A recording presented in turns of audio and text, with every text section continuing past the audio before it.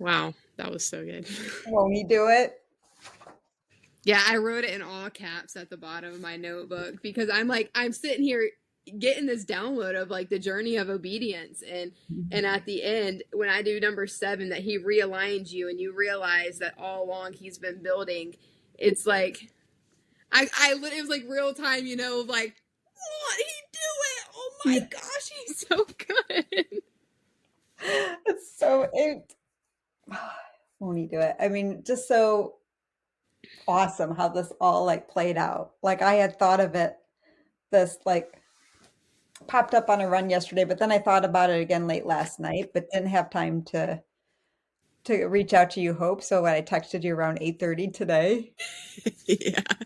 and you want to meet and do this, and here's what I got, and then like you journaled, and then later in the day, like I had some time to like hop on my computer and type out some things, and it's just yeah, right in the middle of overwhelm or like questioning or on new assignments from God, like he brings us this. It's rich is the only word I could think of to describe the conversation. Um, and I think it's because, to your point, we're in the middle of it, and it's like, I needed it. Yes. I needed the reminder.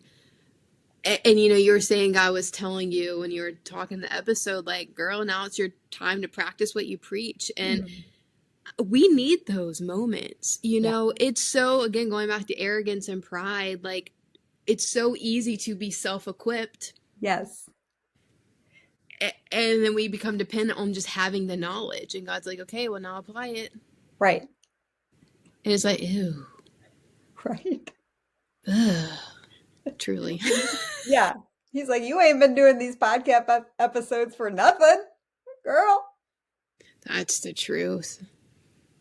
Oh my gosh, really. And they really are like our episodes, and I've said it before, like they really bless me so much to listen to again, and I get something new Right. when I listen to them. Yeah. And that is him being the equipment. And using even, you talked about texting me this morning at 8 a.m. or whatever. I had just kind of thought we just won't meet this week, and I was fine with that. And then you Yeah. gave that topic, and I was like, that sounds great. And then just, yeah, unfolded. And so it's so funny and a good reminder of you say yes. So we say Mhm. yes in this example. He shows up, and then he goes above and beyond. Yeah. And we can look back if we use the podcast as an example, and we can be like, man, he's been our equipment for every single episode. Right. The only time that it felt like he wasn't was when I can confidently say I was really trying to force something. Yes. Yeah. Right. Trying to put my agenda across instead of like, what? Severely. Yeah. Yeah. Yeah. And is giving us right now exactly what we needed. Just like you said, Hope, what I needed. Because like what I'm going through is hard and I'm not getting hardly any sleep and I work long hours and it's just I don't have a roadmap. And I love a good roadmap of like this is where you're starting and this is what's next and this is your outcome at the end. You're And telling me. ooh, we've gone rogue in a big way, and I think I need this, but it's difficult in the process, but easier when I stay in alignment, like we talked about in the episode. So here's something that God taught me, and I feel like this is going to align really well. I say taught me. I was being taught hours ago. Okay, this is not. I don't know. It's not like a year ago. It was like 67 minutes ago. I have to continue to walk it out. Okay. It hasn't been tested, but No, this is really cool though, like because I've mentioned on here before. And, I mean, it's real time, right? Like we are not experts no. at being followers of Christ. We just are learning how to hear Him better and shorten the process Yeah. of our our little detours. Mm. But so your example just made me think about sharing mine in a little bit of detail, because I've shared about how I've picked up day trading, and I had about a week and a half of good progress for me, where it was like, well, dang, I know what I'm doing. Yeah. Like I get out early just so I don't, lose too, like, not lose too much money, but you could Yeah. like risk and then just lose it all. So Yeah. I get out, I'm like, this is good. This is like equivalent. Like, if I keep doing this, it's like what I made at my old job. I'm fine with that, doing that.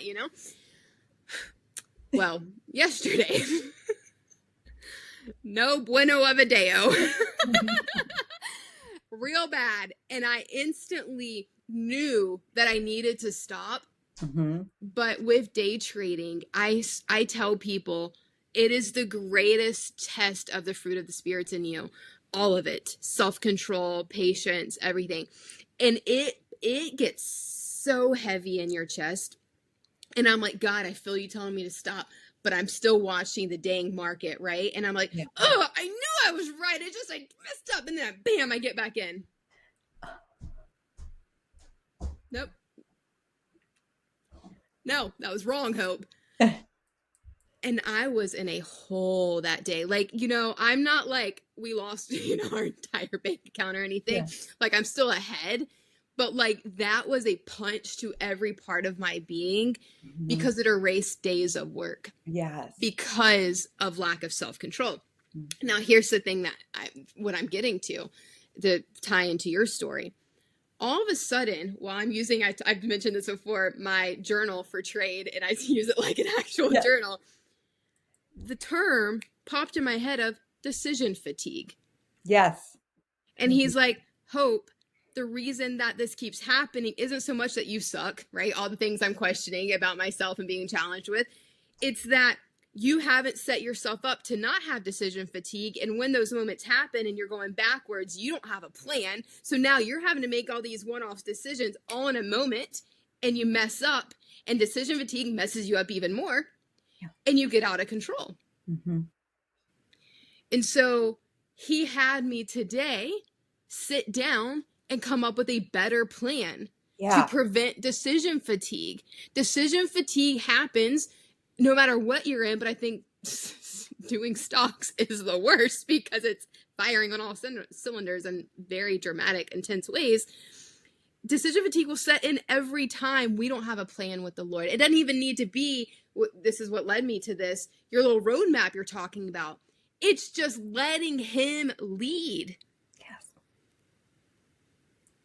Yeah. Oh, so good. So yeah, it was yesterday it started. Today, he walked me through how to prevent it. And guess what I did though? You know your weak points, right? I had the market up, watching it while I'm journaling. Mm-hmm. Why would you do that when you're trying to grow? Yes. Why would you open yourself up to an area where God said, hey, Hope, tomorrow is your day. You need a reset. You need to come visit with me. Yeah. Why would I do that? And no joke, I'm watching and I'm like, I could be like a millionaire right now, because that is the kind of move I make all the time. Yeah. God's like, Hope, focus, girl. And then I go questioning myself all over again. Yes. God, I could be in that right now. I could. And I just opened the door to too many things. And then again, decision fatigue comes in because I never finished my plan with the Father. He gave me a great plan. Yeah. And I've had to revisit plans because with the stock market, you think you got the way, and the way changes because the market changes. And I'm learning that. But the beauty of all that is, again, going back to everything we've talked about, God's my equipment. Mm-hmm. And I've said that, I've believed that, not those exact words, but the concept from the beginning. But I'm still acting out of those moments of challenge. Right. And listening to not the truths and, all the things that are opposite of God. Yeah. And then I keep keeping the door open to allow confusion. Yeah. And so all that said, the decision fatigue was something that I wanted to share specifically, because if we can even keep it simple and say, hey, what's the best and fastest way to overcome in these moments, it's probably like, how do you prevent that decision fatigue? And it's to drop everything and go to the Father. Amen. That's it. Because, okay, I'm going to add one thing to that, because I'm thinking about your example you gave in, I believe it was in the episode, I don't think it's in this Overflow, where you talked about the pen and wanted Yes. to write a note. Episode. Yeah. What were you doing? Trying to make a decision, withdrawing, decision, withdrawing, decision, withdrawing. Yeah. That gets exhausting. Right. Yeah. Well, like the term like wrestle with your flesh. I was wrestling with my flesh. Because I'm like, but I got a good thing to say. Yeah. Like, I'm like, but it's not too much, God. Like it's just a little, it's gonna, like you said about opening the door, like it's just gonna open the door a little bit. But God's like, I don't want that door open right now, girl. Yeah. Right. Yeah, I mean, yeah, pitch a fit while you say fine. He'll be fine with that. That's why he's Right. a father. I know. It's just like, yeah, and I guess decision fatigue is not the right term in every situation, but it still conveys the same thing. You get tired. Wow. You then set yourself up for not the best success later in the day or whatever it may be. And it's because you're trying to force something, whatever it may be. And I call it a decision, because you are, to a degree, you're trying to force a decision to be made and change a decision that And you're God's already made. because all those thoughts are coming in and our brain is processing all those things and trying to like put everything in its box and in its place. So it is decision fatigue. Yeah. Yeah. So that's become my new goal as of yesterday, is reducing that. Yeah. And then without decision fatigue present, what do you feel? You feel peace. Mm-hmm. Yeah. So, and that led me to looking at scriptures. I didn't dig into it, but like, again, us reading the Bible in the year and seeing more Old Testament, since God spoke to them so directly, which I know we're not in the Old Testament, but we still have that ability. Yeah. God would say to do something and they would just go do it. Right. Or not, but they didn't. They didn't. Yeah, I was debate. like, not always. Now that I thought about it, but they didn't debate. Yeah, that's the better way to say it. There was no like debate in that regard. They might have ignored it, but they fully committed either way. Yeah. So, anyways, that's something I think that we can all agree to work on. Yeah. Agreed. Do you have anything else? No. Okay. Decision fatigue is in. That's fair. Until next time. Yeah.